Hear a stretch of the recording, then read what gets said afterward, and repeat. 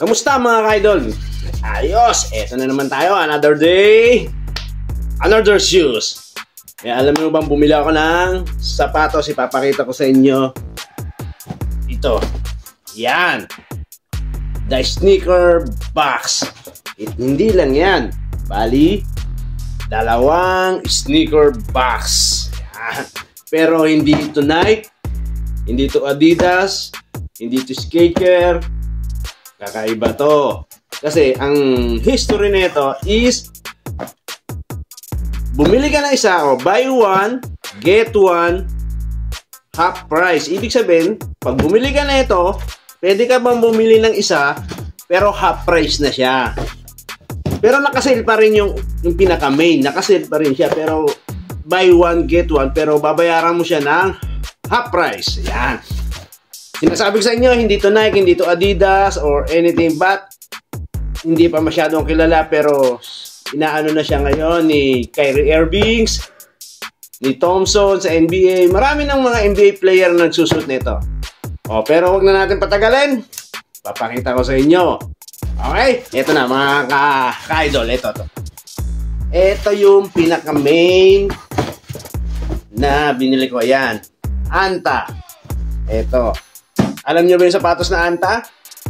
Ha? Medyo hindi pa siya masyadong kilala pero maganda to. Alam ko kilala na rin to, sikat na rin tong Anta na to kasi sinusuot na to nila Kyrie Irving eh. Bali si Kyrie Irving na yung pinaka main model yata na itong Anta na to eh. By the way, papakita ko sa inyo kung ano yung itsura. Okay?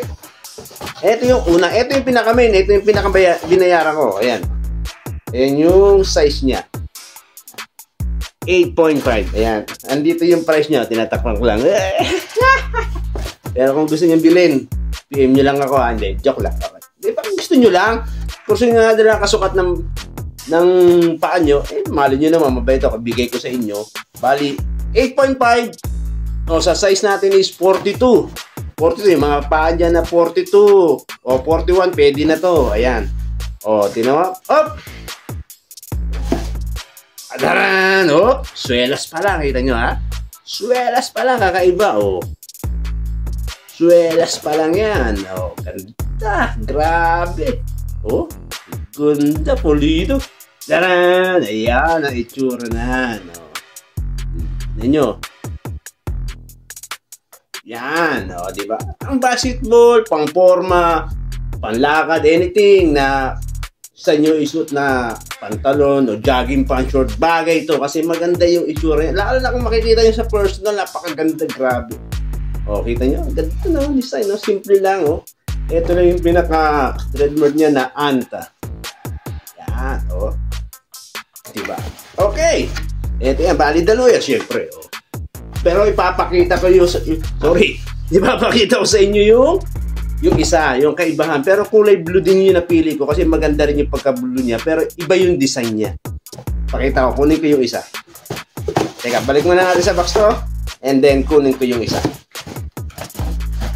Dito ko ilalagay para makita nyo. Ito yung isa. Kunin natin, mga ka-idol. Woo! Okay. Ayan na Anta din siya. Blue din ang kulay na ito. Blue din. Pero kakaiba. Tingnan natin. Darang swelas muna. Swelas muna. Swelas muna. Swelas muna. Kita nyo. Ganda Darang. Diba? Pogi din to. Ito yung binayaran ko ng half. Halimbawa sabihin na natin 200 real siya. 100 mo na lang mababayaran to. Kung binili mo man siya ng 159, yung presyo ng mga ganitong shoes, syempre sa 159, almost 76 o 75 real. Sabihin na natin 75 real. Discount. Tapos kasama na yung yung VAT. 75 lang. Kalahati lang talaga ng pinaka-presyo niya. Di ba? Diba maganda? At least nakatipid. Ibig na bumili ka ng halagang 300 plus na sapatos, isa lang. Ito, bibili ka lang ng almost ganun lang din ang price or 200 plus lang. Dalawa pa.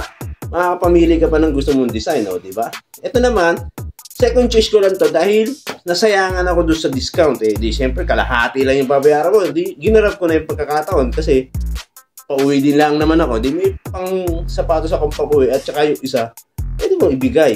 Kung sino yung napupusuan ko, pwede sa anak ko, pwede sa kung sino yung kasya sa ano, di ba? Oy, may idea sila. Ayan, papakita ko sa inyo yung pagkakaiba. Tignan. Tignan nyo yung swelas nung isa. Yung isa. Tapos yung forma. Di ba?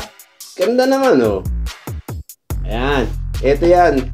Bali, ano yan? Buy one, take one, pero babayaran mo yung isa ng half price. Di ba? Mga ka-idol, ayos ba? Maraming salamat. Hanggang sa muli. Another day, another shoes. Ay, paano ba?